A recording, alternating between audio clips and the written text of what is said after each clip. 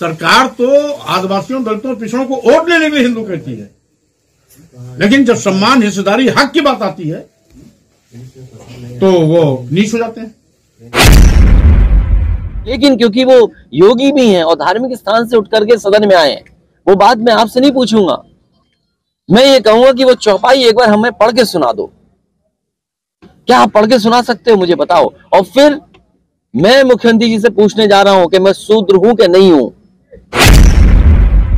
Bharatiya Janata party के पास होते नहीं है, तो केवल ये भड़काने में लगे हुए हैं, जबकि देखिए हम सब लोगों ने वोट दिया है। ये उनका व्यक्तिगत स्टेटमेंट है, पार्टी का स्टेटमेंट नहीं है, तब भी इसको तूल दे रहे। स्वामी प्रसाद मौर्य पर नहीं थम रहा सियासी घमासान, विरोध के बावजूद जारी है आस्था का अपमान। स्वामी के खिलाफ दर्ज हो गई एफआईआर, फिर भी सुनने को नहीं तैयार। स्वामी की बदजुबानी लगातार जारी, सपा मुखिया व चाचा शिवपाल बने ढाल। तो दोस्तों नमस्कार, मैं इरशाद अली और आप देख रहे हैं यूपी 76 न्यूज, खबर हमारी दुनिया तक।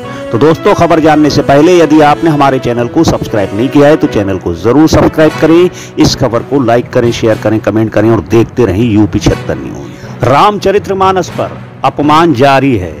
पवित्र ग्रंथ के अपमान के बाद अब ये घमासान चरम पर है।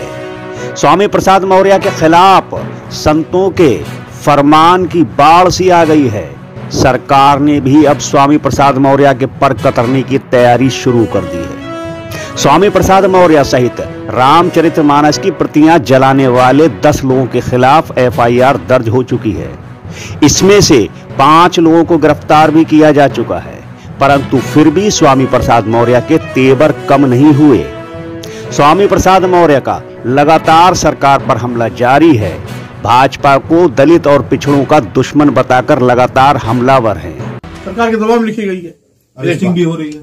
एक बार अब सरकार तो दबाएगी, सरकार तो चाहती है, सरकार तो आदिवासियों, दलितों, पिछड़ों को वोट लेने के लिए हिंदू कहती है, लेकिन जब सम्मान, हिस्सेदारी, हक की बात आती है तो वो नीच हो जाते हैं, अछूत हो जाते हैं, शूद्र हो जाते हैं। आपको उदाहरण देता हूं, अखिलेश यादव जी इस प्रदेश के मुख्यमंत्री थे। 2017 में चुनाव हुआ, भाजपा की सरकार आई। 5 कालिदास मार्ग मुख्यमंत्री आवास को यही भाजपा के लोगों ने गंगा जल से धुलवाया था। क्यों? इसलिए कि अखिलेश यादव शूद्र समाज के अहिर जात में पैदा हुए। आखिर यह आजादी के इतने साल बीत जाने के बाद भी पुराना रोग क्यों चला रहा है? भारतीय संविधान इसकी अनुमान्यता नहीं देता, इसकी मान्यता नहीं देता। सम्मान की बात करना अपराध नहीं है, किसी आपत्तिजनक टिप्पणी को निकालने की मांग करना यह भी अपराध नहीं है। सपा मुखिया अखिलेश यादव भी मंडल से कमंडल की सियासत को स्वामी प्रसाद मौर्य के जरिए जीवित रखने में लगे हैं। सपा को मालूम है कि भाजपा को यदि हराना है तो उसके कमंडल पर चोट करनी होगी, और कमंडल पर चोट जाति व्यवस्था के मंडल से ही की जा सकती है। यही कारण है कि अब स्वामी प्रसाद मौर्य की बयानबाजी से अखिलेश को सियासी फायदा नजर आ रहा है। इसीलिए स्वामी प्रसाद मौर्य का सपा में कद बढ़ाया गया है। इसी वजह से अखिलेश यादव स्वामी प्रसाद मौर्य के समर्थन में खुलकर साथ खड़े हो गए हैं। मैं आपसे कह रहा हूं, धार्मिक ग्रंथ के खिलाफ कोई नहीं है, ना मैं खिलाफ, भगवान श्री राम के खिलाफ कोई नहीं है, रामचरितमानस के खिलाफ कोई नहीं है। हमसे बोलो रामचरितमानस के खिलाफ नहीं है, लेकिन मेरे पत्रकार साथी, मैंने अपना स्टेटमेंट दिया है, कहा है कि मुख्यमंत्री अगर योगी न होते, धार्मिक स्थान से वहां आए होते, तो शायद वो सवाल मैं न पूछता उनसे। लेकिन क्योंकि वो योगी भी हैं और धार्मिक स्थान से उठ करके सदन में आए हैं, वो बात मैं आपसे नहीं पूछूंगा। मैं ये कहूंगा कि वो चौपाई एक बार हमें पढ़ के सुना दो। क्या आप पढ़ के सुना सकते हो, मुझे बताओ। और फिर मैं मुख्यमंत्री जी से पूछने जा रहा हूं कि मैं शूद्र हूं कि नहीं हूं। कल मैं मंदिर में दर्शन करने जा रहा था, क्या बीजेपी और आरएसएस के लोगों ने वहां गुंडागर्दी नहीं की? अरे हमें पता होता कि 4, 5, 6, 10 गुंडे आए होंगे तो हम भी अपनी तैयारी से जाते कार्यकर्ताओं के साथ। बताओ 5-6 गुंडे भेज दिए, और ये जब काला झंडा समाजवादी लोग दिखाते हैं तो 1-1 साल जेल भेजते हैं लोगों को, कार्यकर्ताओं को। 1-1 साल जेल गए हैं समाजवादी कार्यकर्ता, 2-2 साल रहे हैं केवल सिद्धांत पे विरोध करने के लिए। इसलिए पत्रकार साथी, अगर चौपाई आपको याद हो तो भगवान श्री राम की कसम खाओ और वो चौपाई पढ़ दो। अगर अच्छी है तो अच्छी है, और खराब है तो खराब है। अध्यक्ष जी, कोई खिलाफत नहीं कर रहा ग्रंथ की, ना भगवान के खिलाफ है, ना रामचंद्र महल के खिलाफ है। लेकिन ये बीजेपी वाले ये बताएं उनके नेता क्या क्या कहते हैं। आप चौपाई पढ़िए ना, आप पढ़ दो। मैं नहीं, अगर याद है तो पढ़ दो आप।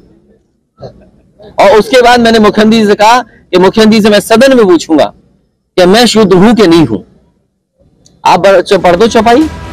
अब स्वामी प्रसाद मौर्य खुलकर संतों पर, उनकी आस्था पर, भाजपा पर चोट कर शोषित, वंचित, पिछड़े आदिवासियों व दलितों को प्रभावित करने में लगे हैं।